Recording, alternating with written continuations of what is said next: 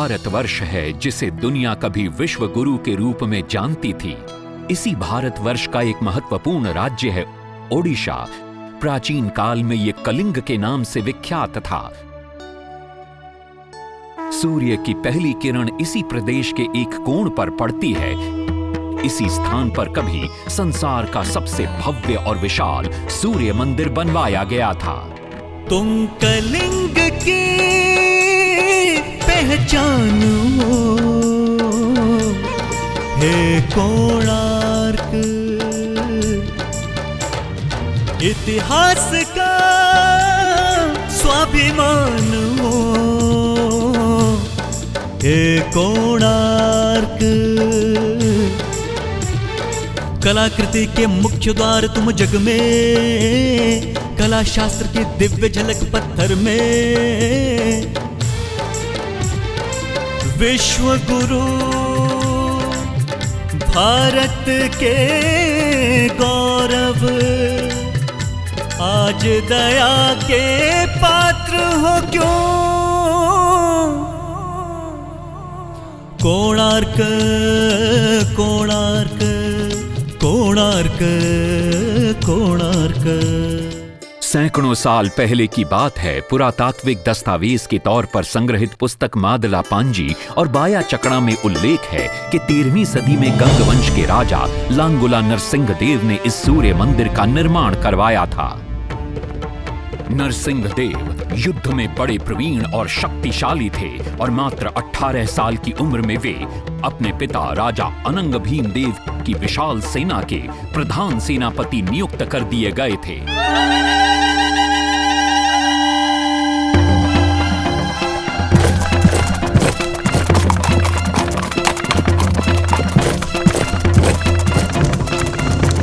सेनापति बनने के बाद नरसिंह देव ने अपने कुशल नेतृत्व से दक्षिण के कई आक्रमणकारी राजाओं को युद्ध में हराया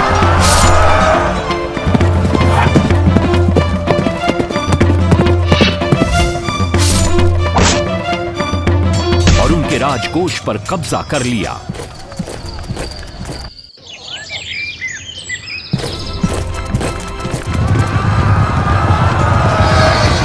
तत्पश्चात उन्होंने विजय कोंडा, जिसे आज हम वारंगल के नाम से जानते हैं,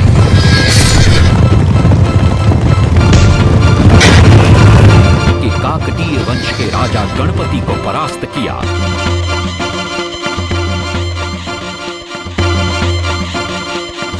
और उनके राजकोष पर भी कब्जा कर लिया। 3 वर्षों तक निरंतर युद्ध के पश्चात जब वे बहुत सारी धन संपदा लेकर कलिंग लौटे तो राजमहल में उनका भव्य स्वागत हुआ।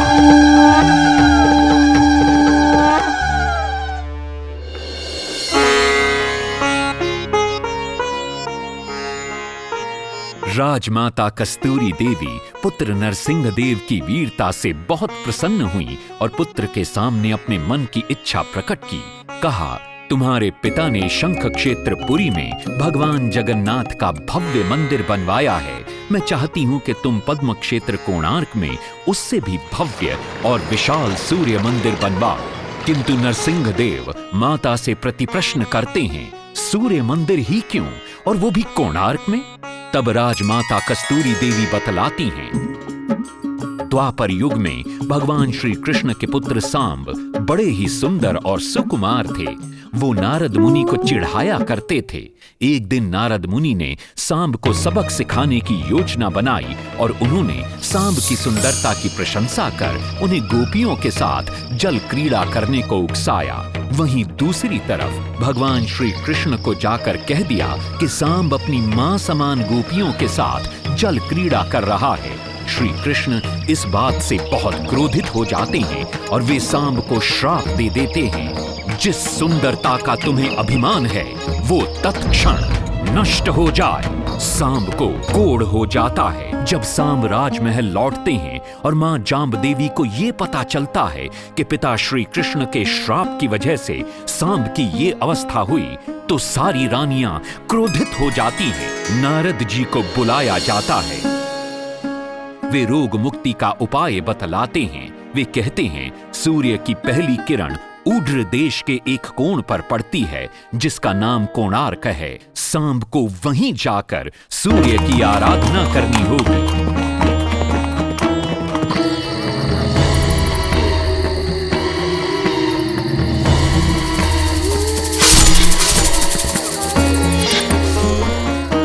बहुत ही लंबी और कठिन यात्रा के पश्चात सांब अपने सैनिकों और सेवकों के साथ कोणार्क की चंद्रभागा नदी के तट पर पहुंचते हैं और नित्य प्रातः स्नान के बाद सूर्य की आराधना आरंभ करते हैं। सूर्य नारायणाय नमः। ओम सूर्य नारायणाय नमः। अन्न जल त्याग कर 12 साल की कठिन तपस्या के बाद सूर्य देव प्रसन्न होकर प्रकट होते हैं और सांब को रोग मुक्त होने का वरदान देते हैं। पुत्र, आज रात्रि के चतुर्थ प्रहर में स्नान करते समय नदी के तल में तुम्हें एक वस्तु मिलेगी। वो मेरा ही प्रतिरूप होगी। उसका स्पर्श पाते ही तुम इस कोढ़ रोग से मुक्त हो जाओगे। स्नान के पश्चात सांब जब नदी से बाहर आते हैं तो वो रोग मुक्त हो चुके होते हैं। उनके हाथ में एक छोटा सा पत्थर है। उनके सुंदर और सुकुमार शरीर को देखकर सारे अनुचर और सिपाही प्रसन्न होते हैं। सांब उस पत्थर को वहीं स्थापित कर एक छोटा सा मंदिर बनवाते हैं। लेकिन जब उन्हें ज्ञात होता है कि सूर्य पूजा का विधि विधान यहाँ किसी को पता नहीं है तो वे चिंतित हो जाते हैं। वे ध्यान में बैठते हैं। सूर्य देव पुनः प्रकट होते हैं और सांब के पूछने पर बतलाते हैं कि दूर पश्चिम में साक्य देश के मागा ब्राह्मण पूजा की विधि विधान जानते हैं। सांब साक्य देश की ओर निकल पड़ते हैं जो आज का ईरान है। महीनों की लंबी यात्रा के बाद सांब 18 मागा ब्राह्मण परिवारों को साथ लेकर कोणार्क लौटते हैं और सूर्य मंदिर में पूजा शुरू हो जाती है। राजमाता कस्तूरी देवी नरसिंह देव को बतलाती हैं कि विवाह के कई वर्षों बाद तक जब हम निसंतान थे, मैंने भी उस सूर्य मंदिर में पूजा अर्चना की और तुम पुत्र रूप में मुझे प्राप्त हुए।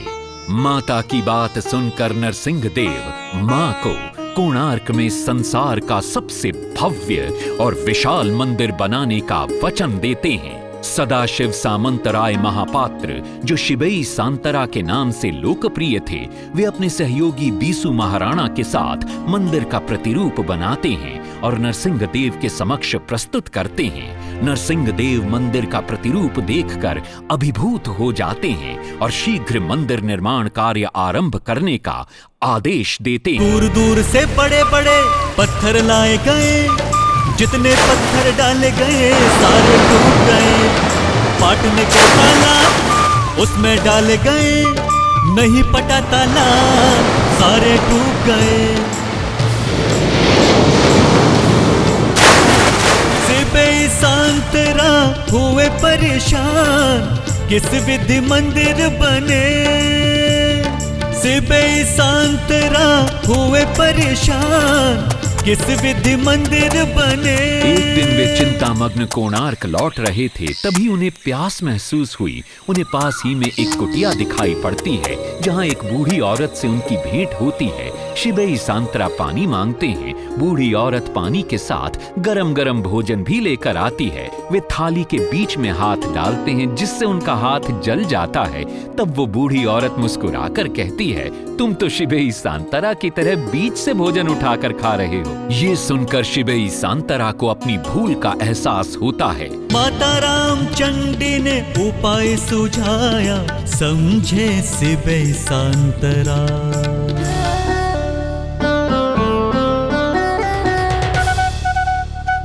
तत्पश्चात वो किनारे से पत्थर गरमाना शुरू करते हैं और मंदिर निर्माण का कार्य तेजी से आगे बढ़ने लगता है।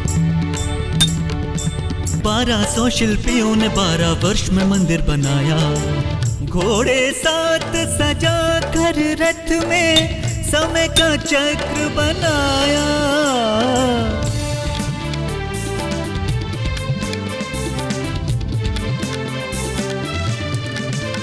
दूसरी तरफ कलिंग के उत्तर के राज्यों के नवाबों के बार बार राज्य पर आक्रमण हो रहे थे। इन आक्रमणों से क्रोधित होकर नरसिंहदेव अपनी विशाल सेना को लेकर युद्ध के लिए निकल पड़े।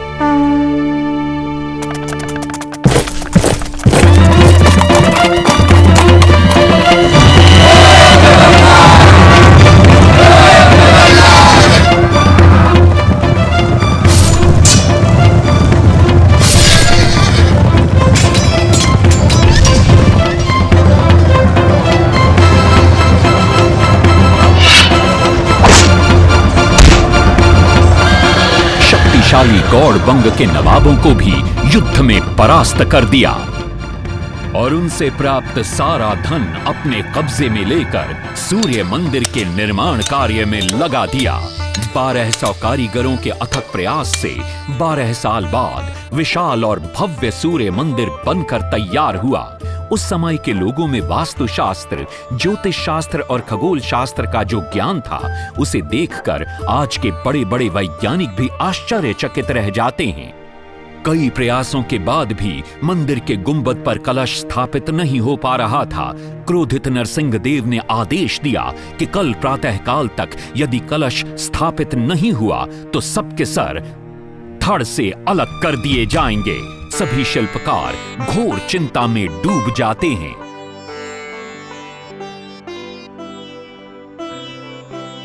दूसरी तरफ मुख्य शिल्पकार बीसू महाराणा का 12 साल का बेटा धर्मपद सूर्य मंदिर के प्रतिरूप पर कलश बिठाकर प्रसन्न होता है और मां के सामने अपने पिता से मिलने की इच्छा व्यक्त करता है। मां अपने बागीचे के बेर पोटली में बांध कर देती है और कहती है, अपने कुत्ते बलिया को साथ लेकर कोणार्क जाओ। बलिया अपने मालिक को पहचान लेता है और बीसू महाराणा से लिपट जाता है। धर्मपद अपने पिता को प्रणाम करता है और अपना परिचय देता है। सबको चिंता में देखकर वो अपने पिता से इसका कारण पूछता है। कारण जानकर धर्मपद कहता है, अगर आप आज्ञा दें तो मैं मंदिर के गुंबद पर कलश स्थापित कर सकता हूं।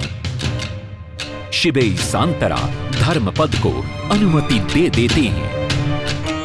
धर्मपद गुंबद पर चढ़ जाता है और कुछ ही समय के प्रयत्न के पश्चात वो कलश को स्थापित करने में सफल हो जाता है। गुंबद पर कलश स्थापित होते ही नीचे गर्भगृह में चारों दिशाओं में लगे चुंबकों के आकर्षण से सूर्य महाप्रभु की मूर्ति शून्य में स्थापित हो जाती है। सब धर्मपद को कंधे पर बिठाकर खुशी से नृत्य करने लगते हैं। तभी कुछ कारीगर इसका विरोध करते हुए कहते हैं, अगर सुबह राजा को यह पता लग गया कि इस बच्चे ने कलश को स्थापित किया है तो किसी का बचना संभव नहीं है, इसलिए धर्मपद को मरना होगा। इस बात से शिबेई सांतरा बड़े क्रोधित हो जाते हैं। भीषण वाद विवाद छिड़ जाता है। ये सब देखकर धर्मपद गहरी चिंता में पड़ जाता है और वो सोचता है कि यदि मेरे जीवित रहने से इन सब का सर काट दिया जाएगा तो इससे अच्छा है कि मैं आत्म बलिदान कर दूं ताकि सबके प्राण बच जाएं। और उसी पल धर्मपद नवनिर्मित सूर्य मंदिर के शिखर पर चढ़ जाता है। बीसू महाराणा के सुपुत्र धर्मान कलश बिठा के त्याग दिए निज प्राण, शिल्पियों का मान बढ़ाया। वास्तुशास्त्र के अनुसार बना सूर्य मंदिर। सूर्य उत्तरायण हो या दक्षिणायण हो, सूर्य उदय के आज भी पहले किरण पड़ते प्रभु के ऊपर।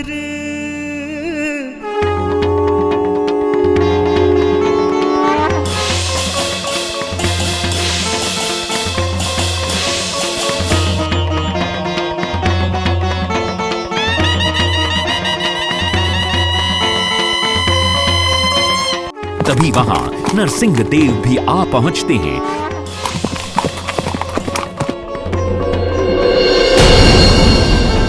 सूर्य महाप्रभु को शून्य में स्थापित देख वे भी आनंद से भर जाते हैं और शिवई सांतरा की भूरी भूरी प्रशंसा करते हैं। वो ये भी घोषणा करते हैं कि माघ शुक्ल पक्ष की सप्तमी को मंदिर की प्राण प्रतिष्ठा की जाएगी। लेकिन शिवेई सांतरा कहते हैं, राजन, तिथि तो अच्छी है, लेकिन मंदिर की प्राण प्रतिष्ठा के लिए ये शुभ नहीं है। किंतु राजा अपनी बात पर अड़ जाते हैं। शिवेई सांतरा को दुख होता है और कोई वाद विवाद किए बिना वे हमेशा के लिए वहां से चले जाते हैं।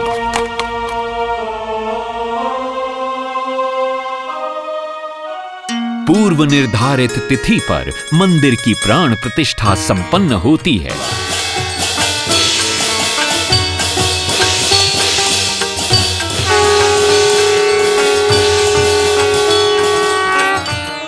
लेकिन कुछ दिनों बाद अमंगल होना शुरू हो जाता है। सबसे पहले विराट सिंह की मूर्ति नीचे आ गिरती है। तत्पश्चात मंदिर की शिलाओं का गिरना भी शुरू हो जाता है। नरसिंह देव को अब समझ में आता है कि शिवेई सांतरा का कहना सही था, लेकिन देर हो चुकी थी। बहुत साल बाद मंदिर के आसपास जंगल उगाए और ये मंदिर घने जंगलों के बीच छुप गया। जब अंग्रेजों ने जंगल के बीच इस मंदिर को देखा तो उन्होंने इसका पुनरुद्धार किया। आज आप उसी विशाल मंदिर के भग्नावशेष देख रहे हैं। ये है इस प्रसिद्ध मंदिर की कथा। अब इस कथा में कितनी सत्यता है और कितनी कल्पना है, ये तो किसी को नहीं मालूम, लेकिन ओडिशा की जन श्रुतियों में यही कथा विद्यमान है। तुम कलिंग की पहचान हो, हे कोणार्क, इतिहास का स्वाभिमान हो, हे कोणार्क। कलाकृति के मुख्य द्वार तुम जग में, कला शास्त्र की दिव्य झलक पत्थर में। ओडिशा की इस कलाकृति को जो भी देखने आते हैं, भाव विभोर हो जाते हैं। कैसे बना ये सोचते हैं। खंडित मंदिर का हर पत्थर आज भी गाता है, ओडिशा की जय जय, ओडिशा की जय जय, ओडिशा की जय जय। कोणार्क कोणार्क कोणार्क कोणार्क कोणार्क कोणार्क कोणार्क कोणार्क।